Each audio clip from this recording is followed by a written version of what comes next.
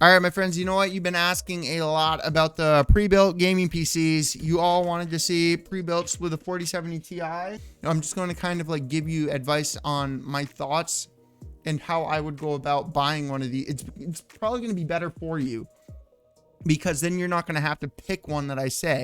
As somebody that has attempted to do this pre-built thing and sell on Amazon and sell on eBay, I don't do this anymore. I sell on Facebook Marketplace, or I sell to you directly on YouTube, or I sell on Instagram. And the reason that I do this is because I don't have to make up for the fees that Amazon and eBay charge. But what you need to understand is that when you have this $1,000 PC and they take 25%, which would be $1,250, that's not how much you have to charge in order to break even. Because then when you increase it to $1,250, they're taking 25% of that still. So you have to go even more. So you have to keep this in mind when you're buying a pre-built computer. Like, companies don't just do this for you for free of charge. You know, like, I understand that not everybody knows how to build a computer or wants to build a computer.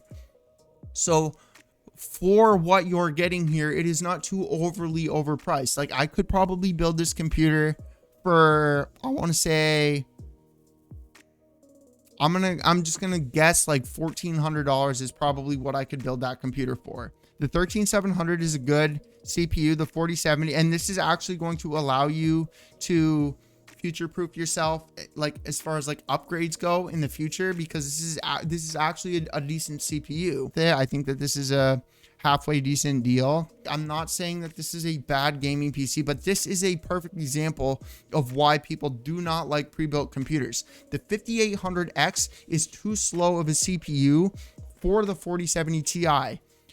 The 13100 and the 4070, not the 4070 Ti, the 13100 and the 4070, there was a less of a bottleneck between those two than a 4070 Ti and a 5800, which I have actually done, because the owner that I built the computer for, that is exactly what they want, and I told them. So anyways, let me explain why I went on there. So this right here, the 5800X 3.8 gigahertz 4070, that is going to limit you to upgrades in the future. The only thing you would be able to do here is downgrade.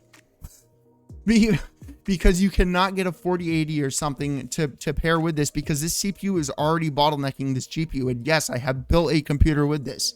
16 gigabytes of DDR4 RAM in 2023. Hello. Does anybody else hear the crickets right here? 850 watt power supply. That's actually, that's more than enough than you're going to need for the 4070 Ti.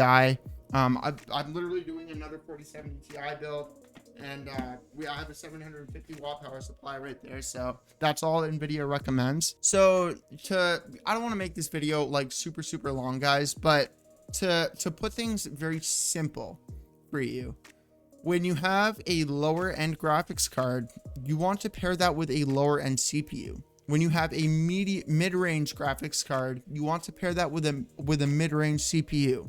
When you have a higher end graphics card, you want to pair that with a higher end CPU. So for the most part, the lower the number, the lower the quality or performance, I guess. Like the 4050 is going to be, if they make a 4050, the 4050 is going to be the lowest end GPU.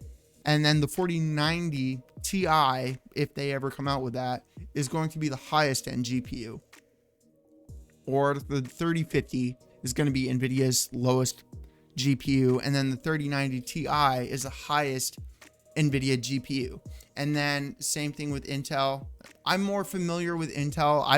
And I'm not saying AMD is bad or anything. I don't want to start like a huge argument here, man, but like as a creator and somebody that does the creative stuff, there's quality of life things that NVIDIA and Intel have that AMD don't. It's a perfect example is me. Dude, I have to unplug a cord from my camera that I'm literally recording on right now. I noticed that if I have to unplug this and reset everything up to go outside and film a vlog for my vlog channel, I won't do it. So I bought another camera just so I can easily freaking take my camera with me. So that like me personally, man, like the extra money is worth it. Is it more expensive? 100%. But anyways, my point in saying that is Intel, the same thing. The 13100 is Intel's lowest end CPU. And then the 13900 is Intel's highest end CPU. So yeah, catch you guys in the next one. Peace.